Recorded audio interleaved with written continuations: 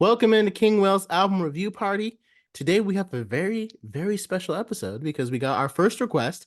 So first of all, thank you so much for requesting an album for us to review with my amazing host, Ty with Guitar, Thank you. Thank you, King Whale. I'm happy to be here. right?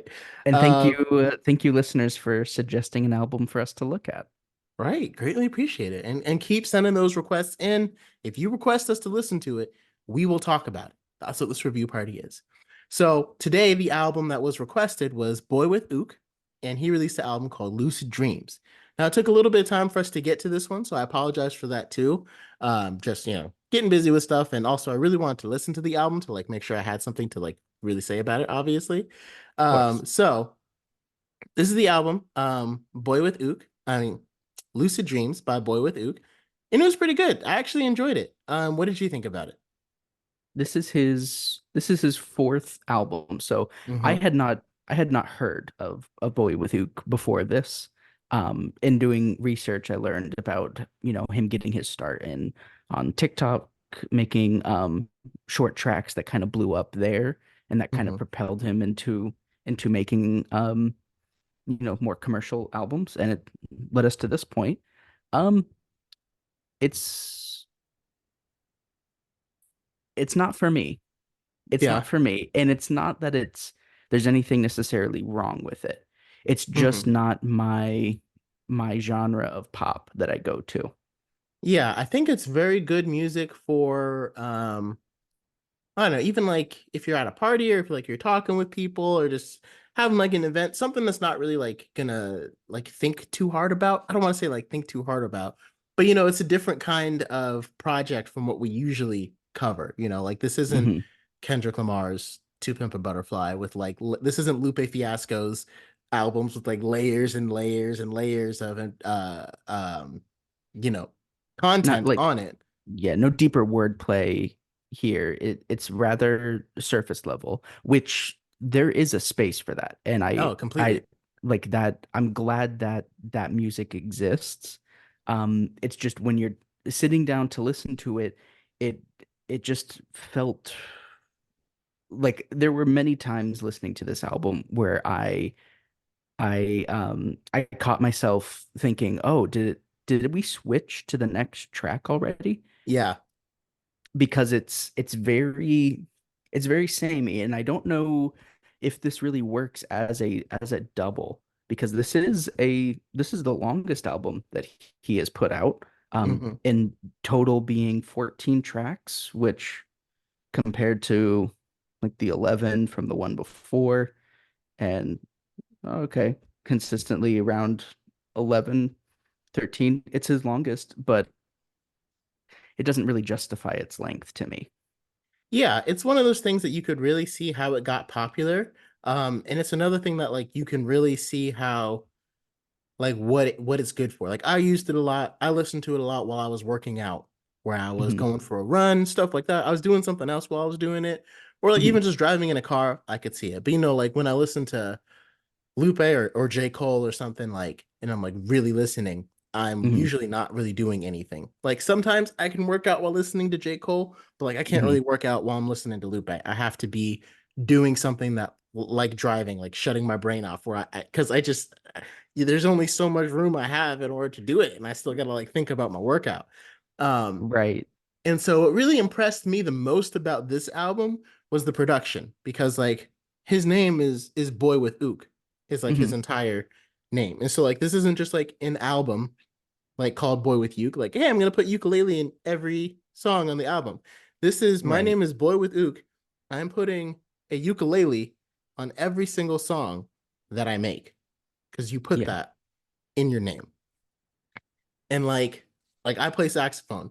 I wouldn't call myself king with sax to where I had to put saxophone in every single song because that just seems like it would take like the amount of creativity that it would stretch your brain to do to figure out how to include it in new and different ways that don't sound Hmm. exactly the same would drive me insane. And so the fact that he's Yeah. able to do that with the ukulele, such a unique instrument, I think is a huge testament to his creativity and what he's able to come up with because that's that's hard. It's hard to come up with a new idea with the same instrumentation Like every time I produce a song, I'm thinking about different instruments I can use.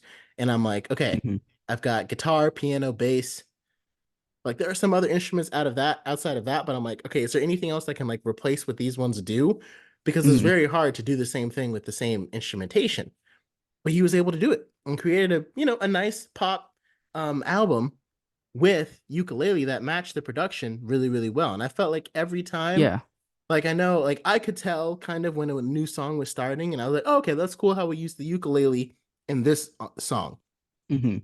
And I don't think his songs are meant to have, like deeper themes or thought-provoking themes, which sometimes can make it, a little bit harder for people like me who were raised on Lupe to like really pull out of it. But the more that I've gotten into music, the more that I've gotten into other styles of music, because like I was raised on jazz and R&B, and pretty much hip hop is where I discovered my love for music. So like jazz is insanely complicated. Chords, structures, all of it is very, very complicated sometimes.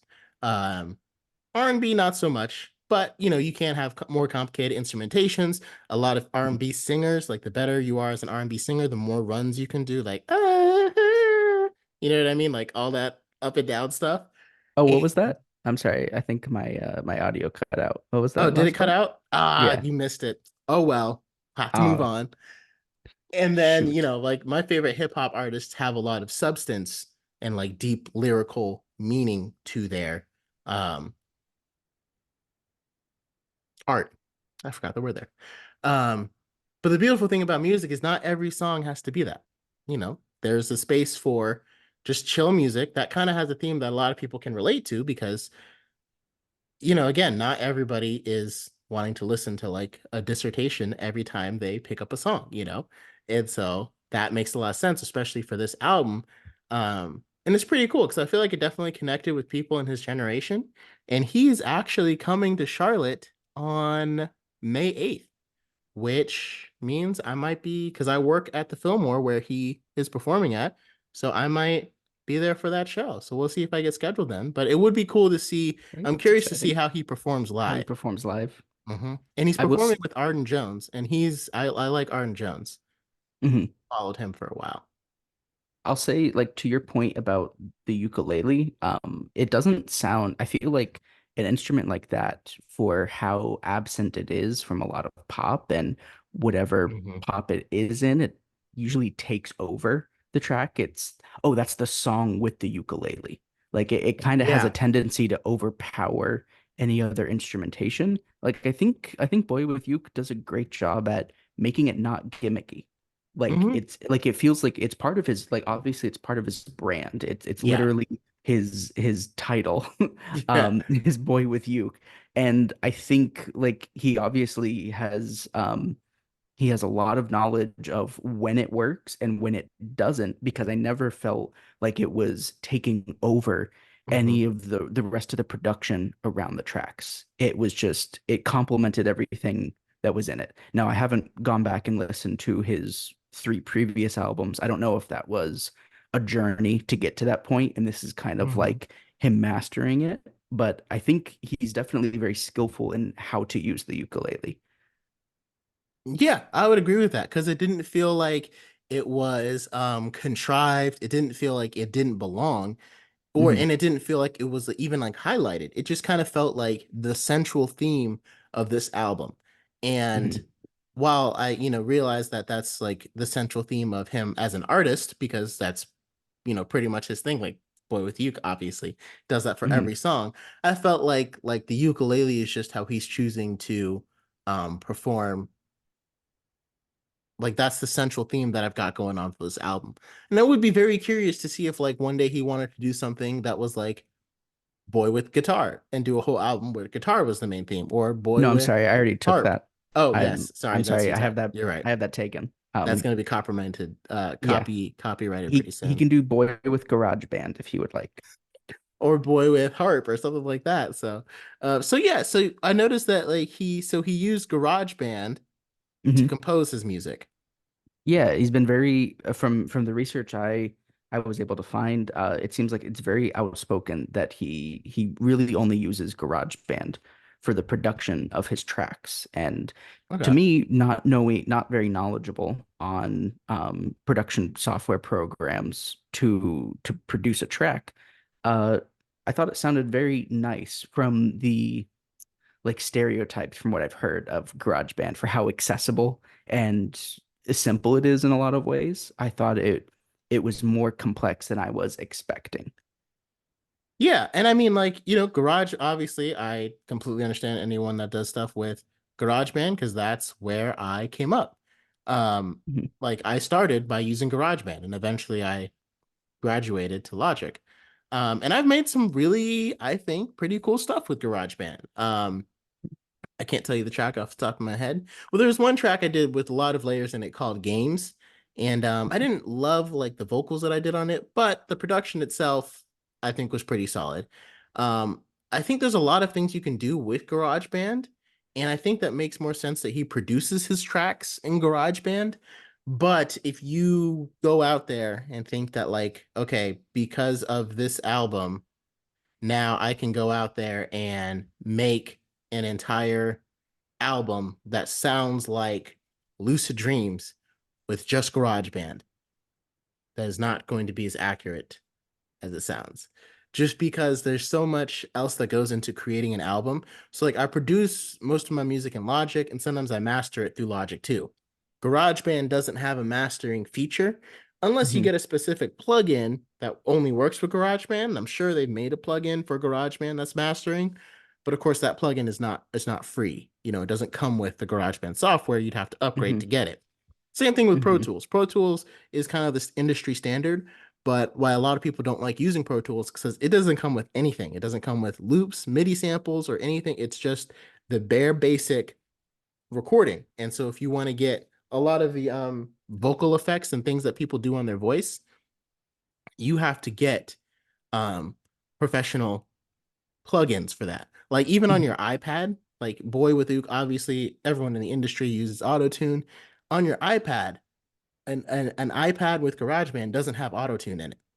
Mhm. So when he's recording his, like he might be producing the tracks in GarageBand, but he's got to be recording them in the studio with something else, probably with, especially if you're signed to a label, because a label is not going to be like, hey, yeah, just record your vocals at home, send it in, and then we'll just push it out. Um, you're gonna But you're gonna pay for a studio with $1,000, $3,000 microphones to record, and they're gonna throw some auto tune stuff on it.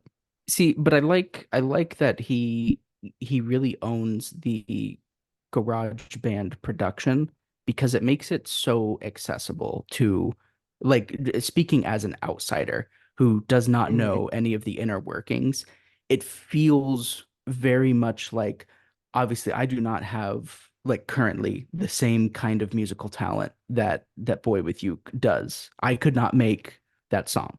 I don't know how to play the ukulele.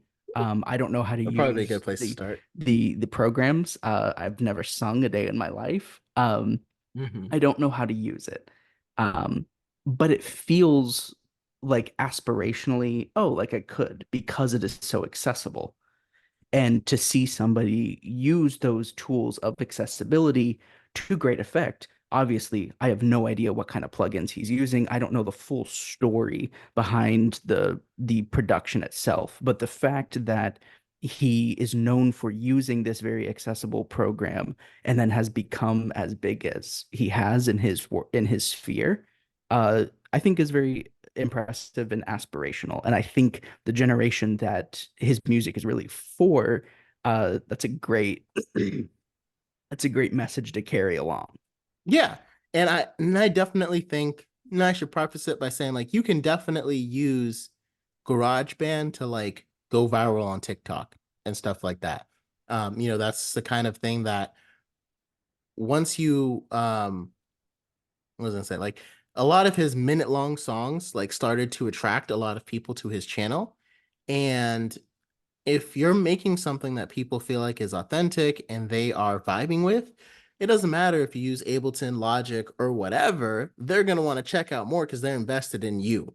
And I think that's the thing too for like this generation, obviously, where he got his success from is because he makes very relatable music. He makes music Mhm. that's easy to see yourself in.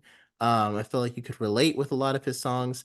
And I don't follow him on TikTok, but I'm sure if I did, again, his following base, they all probably felt like they related to those minute-long songs, or it was unique enough to carve out a niche.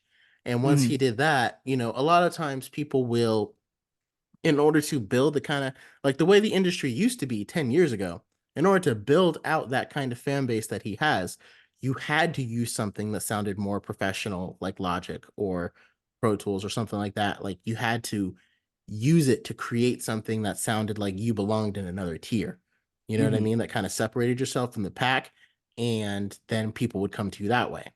But Hmm. now the generation has completely changed, and people just want to like you. They just want to look at your videos, and they want to be able to swipe and be like, "Oh yeah, I like this guy's videos. I like this person," you know. Hmm. And that's what he's been able to do. And that's why, Jake, an artist who came by, it's spelled like JVKE. He went viral for Golden Hour for a little bit, and he sold out the Fillmore a few weeks Hmm. ago.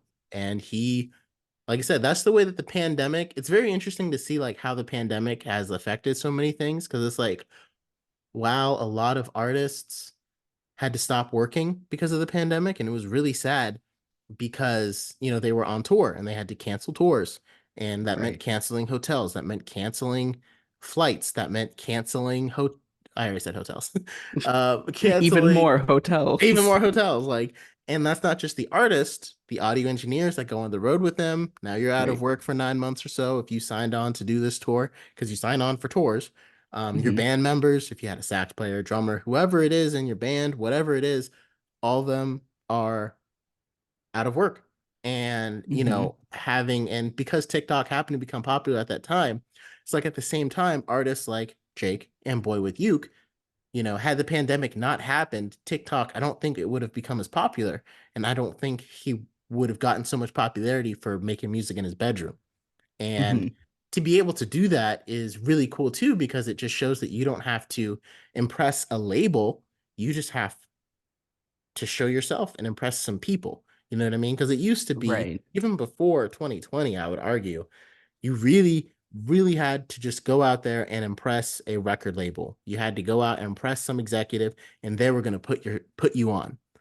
But Hmm. now, with especially with the pandemic and everything and the way it changed the music industry, you put yourself on. So Boy With Who, Hmm. he put himself on. Jake, he put himself on with his Hmm. own unique content, with his own unique, and because he had a platform that potentially could go out to millions of people tuned in. And years later, now we'll see. I don't know if he sold out the Fillmore, but I've been very interested to see if he did. And like I said, hopefully I'm able to work that show. Even if I'm not, I might just buy a ticket and stop in just to see, because I would love to see how he performs. Because he also didn't like reveal his face for a long time. And again, when you're Yeah. able to find that kind of stuff that like ends up being popular, like again, it's kind of like I said, a lot of artists wait for that person to like put them on. And like it is very inspiring to have someone put themselves on, because it's like the power I is think back in the hands of the artist. I think that's like one of the few nice things about social media, like Hmm. when it works positively, Yeah. is this right here. Like it cuts out the middleman of a record label to where here's a person with talent who is trying to put their music out there. Here's a platform that is wholly accessible with tools that are wholly accessible, uh, direct to consumer, just straight to us for us to Yeah. listen to. And from that pipeline, it doesn't work for everybody. It doesn't latch on. It is not a perfect gauge of talent, but it does work sometimes. And I think he's a good example of how it can work because Yeah. I'm really happy he blew up the way he did, Yeah. because Yeah. his music is it should exist, Yeah. it's good. And again, it's one of those things that's like it helps you discuss, and like legitimate people will blow up because of this. This isn't like 2011 when Rebecca Black's Friday came out Hmm. back in the day. And like, okay, she couldn't sell at the Fillmore because like again, she paid for that. Like when you got to go perform live, people are going to be Hmm. waiting for you to like sing. You know what I mean? Hmm. And so like at this point, like this kid, he had the talent and he had the skills to do it. He just kind of needed a platform to get himself out there. So again, when he does do a live show, because again, that's where artists make all the money. Like you can go viral on TikTok, you can go and have your songs have like almost a million views, Hmm. almost a million streams. It doesn't last very long. The way you Hmm. make your money is from touring, from ticket Hmm. sales, because again, it costs for the average consumer, it costs like $10 to have Spotify, and that pays out like 0.0.01 for a stream. But if Hmm. that same consumer likes your song, they'll drop $30 for your ticket. And Right. so if you're doing shows and you sell, uh, you're able to sell 1,000 of those and you get half, that's 15,000 Hmm. for one show. Hmm. That's why artists got a tour. And that's why Right. you got to be able to perform your music. You got to actually have Mhm. some sort of skill. Like it's not just like random people that are coming up, if that makes sense. Like you still got to Yeah. have the skills and the talent and the dedication to practice to put it all into effect. Yeah, and it doesn't seem like he just exists as a one-hit wonder per se. Hmm. Like just TikTok famous. Like he obviously has the legs for, for his fans and for his, circle of appeal. Like he's able to stick it out and keep releasing music. Yeah. And I think that's the thing that's going to separate. I think like a lot of people talk about like different events that separate generations. Hmm. And they talk about how like the how 9/11 separates the millennials from the Gen Z a lot of times because millennials Uh-huh. remember 9/11, Gen Zers Uh-huh. don't because they I weren't born yet. just Uh, wasn't expecting to talk about 9/11 in this boy with you. oh, well, I'm getting there. I'm getting there. Oh, okay. Okay. Uh, and I think like for Boywithuke, and I think like as the Gen Z grew up, the COVID pandemic is kind of like that next thing that kind of separates Gen Z from like millennials, but like that's a very defining part of that generation because that's when they were growing up and graduating. And so Uh-huh. like you and I graduated in 2016. So it's a little bit different like from Uh-huh. the experiences and the things that we connect to. And I feel like this album definitely connected to those in Gen Z who had different experiences, even just separated by a couple of years, because going through school during a global pandemic is like it's completely different. Yeah, this definitely reads as a post 9/11 album. It's a post 9/11. I feel like you're not gonna let go of the 9/11 thing. But yes. Um, so yeah, so I guess that's kind of how we review Lucid Dreams by Boywithuke. Like I said, Mhm. I'm looking forward to seeing him perform live, and I'm very impressed with everything he was able to come up with on this album. Because, like I said, I could not do that. Pick one instrument throughout every brand, everything that I do. Mhm. That would be insanely complicated for me. But he's been able to do it, and with great success. Mhm. Yeah, I can't wait to hear how he is live, and I look forward to hearing what he does next to see how he expands. Yeah, I don't think he's going anywhere in Florida. I'm on his Spotify right now. So he won't be by you anytime soon. Ah, Yeah, I know.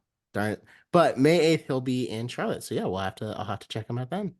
yeah, So yeah, if you haven't got a chance to listen to it, definitely throw it on. It's still a solid album, a good album to listen to enjoy. Um, and yeah, I think that's our review of Boy with Ook. yeah. Check it out. All right, guys. Until next time. And again, please continue sending in those requests and those suggestions on what you want to hear us cover. And let us know what you thought about it. If you've already heard the album before, let us know what you Hmm. thought. If there's anything that we missed, or if there's anything that you agreed with that we brought out. If you Hmm. feel like this is a good post 9/11 song or not, I know that's going to be a hot topic for a lot of people after hearing this. So Yes. Yeah, no, but for real, tell us how if it resonates with you. Tell us how and why. I'd love to get some takes on people this really connects to. yeah, and I think this is one of those episodes where, if possible in the future, I'll try to bring. Hopefully, I'd love to bring more people in, but especially someone who really resonated with it. I would love to bring them in to get like another perspective to help as we go through these journeys of albums. Mhm. All right. Until next time, guys. Until next time.